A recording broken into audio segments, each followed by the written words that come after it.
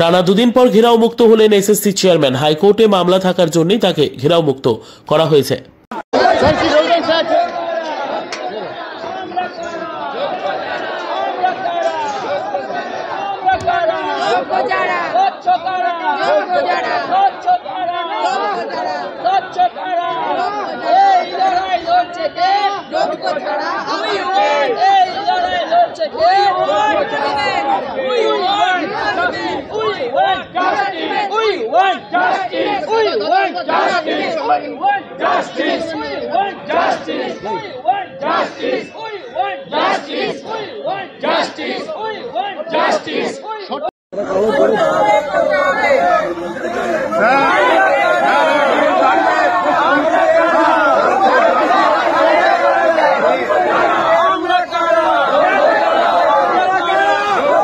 সেই কেসটার জন্য কালকে রাত্রি থেকে আমাদের কাছ থেকে ওপর থেকে একটা আবেদন এসছে চেয়ারম্যান স্যারের পক্ষ থেকে, যেহেতু উনি পার্টি ওনাকে যেতে হবে আর কেসটা যেহেতু আমাদের কাল রাতের আবেদন এসছে, আমরা সবাই করে আলোচনা করেছি ছাড়া উচিত একটু পিছিয়ে।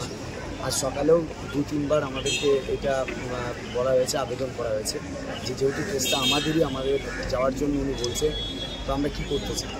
তো এতক্ষণ পর্যন্ত আমরা আলোচনায় সিদ্ধান্ত এসেছি যে আমরা অবস্থানটা তুলব না এখান থেকে। অবস্থান যেমন আমাদের চলছে সেই অবস্থানটা চলবে, কিন্তু আমরা শর্ত সাপেক্ষে চেয়ারম্যান স্যারকে ছাড়ছি যে ওখানে কি আজকে হাইকোর্টে যেহেতু উনি আছে, হাইকোর্টে ওনাকে ছাড়াটা উচিত, যেহেতু আমাদেরই কেস, যেহেতু আমরা কোর্টের গেরোতে আটকে আছি। আমরা এমন কিছু কাজ করতে চাইছি না যেখানে আমরা কোর্টে আবার আটকে যাই, তাই আমরা আপাতত ওনাকে ছাড়ছি। এক, দ্বিতীয়ত হচ্ছে আমরা এখনও ডিআই অফিসে যে লিস্ট গিয়েছে, অর্থাৎ যোগ্যদের যে 4 তালিকা গিয়েছে, সেই তালিকা আমরা এখনও পাইনি, শুধু নোটিফিকেশানটা পেয়েছি। সেই তালিকার জন্য আমরা ওয়েট করব। আর আমরা মধ্যশিক্ষা পর্ষদের সঙ্গে যোগাযোগ করছি যাতে অযোগ্য যারা আছে তাদের পারমিশন দেওয়া যায়।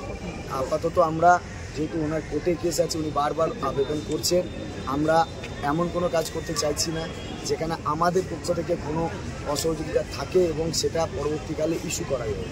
আমরা শর্ত সাপেক্ষে ওনাকে আজকে যেতে দিচ্ছি কোর্টে। আমরা শর্ত এটাই যে যেন বাজার পর মানে হ্যাঁ হাইকোর্টে উনি আসুক, হাইকোর্টে যেন উনি হাইকোর্টে পজিটিভ রিপ্লাইটা দেয়। একটা হাইকোর্ট যেটা চাইছে সেই সাপেক্ষে চলুন। এক, কোর্টের গাইডলাইন্স মেনে।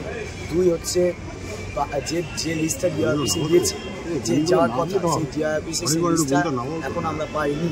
ডিআই অফিসে সেই লিস্টটা যেন আমরা অবিলম্বে দেখতে পাই, যে ওই 15,403 জন যে অংশটা আমাদের যোগ্যদের অংশ, সেই অংশটাকে যেন আমরা দেখতে পাই, সেই একটা শর্ত রাখছে। আর মধ্যশিক্ষা পর্ষদের কাছে আমরা যাচ্ছি, সেটা নিশ্চয়ই এখানেই নয়। আর মধ্যশিক্ষা পর্ষদের কাছে ওটা আমাদের একটা দাবি আলাদা, যে অযোগ্যদের দাবি হিসাবে। আপনি প্রতিনিধিরা কি মধ্যশিক্ষা পর্ষদে যাবেন? হ্যাঁ, আমরা যাবো আছি মধ্যশিক্ষা পর্ষদ। কখন যাচ্ছিল? আমরা এখন মধ্যশিক্ষা পর্ষদে যাবো আমরা লাগছে, কারণ হাইকোর্টের কেসটা শুনে তারপরে আমরা যেতে চাইছি। আপনারাও তাকিয়ে রয়েছেন হাইকোর্টের রায় কী বলে।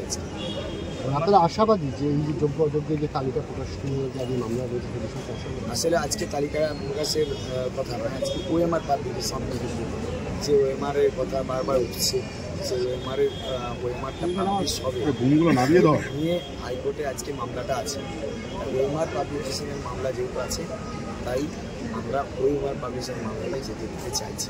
একটা জিনিস বলুন, আপনারা বলছেন আপনারা ধর্ণা কর্মসূচি চালিয়ে যাবেন এবং যিনি চেয়ারম্যান রয়েছেন তাকে আপনারা ছাড়ছেন শর্ত সাপেক্ষে, এবং যদি দেখা যায় যে আপনাদের যে শর্তগুলো রয়েছে সেগুলো যদি কমপ্লেন না হয়, তো সেক্ষেত্রে কী করবেন? না, ধর্ণা অবস্থান তো আমাদের চলবে, সেটা তো আমরা ছাড়ছি না, ধর্ণা থেকে তো আমরা যাচ্ছি। কারণ লিস্ট যতক্ষণ আমরা দেখছি, আমাদের যে স্কুল যাওয়ারও যে কন্ডিশনটা, সেটাও আমরা অ্যাপ্লাই করতে পারছি। সেটা করতে গেলেও আমাদের একটা ওই লিস্ট অনুযায়ী করতে, কারণ আমরা কী করে জানবো যে সেখানে অযোগ্যরা স্কুলে যাচ্ছে, সেটাও আমাদের কনফার্ম হতে হবে না। তাই আমরা ডিআই অফিসে সেটা দেখবো, ডিআই অফিসে কী কী দিয়েছে। শুধু কি আপনারা চেয়ারম্যানকে ছাড়ছেন না বাকি যারা এখন অব্দি ভিতরে আধিকারিকরা আটকে রয়েছেন তারাও তাদেরকেও আছে? না, আমরা তো শুধু চেয়ারম্যানের স্যারের কথাই বলছি, এই কারণে যেহেতু উনি যাচ্ছেন।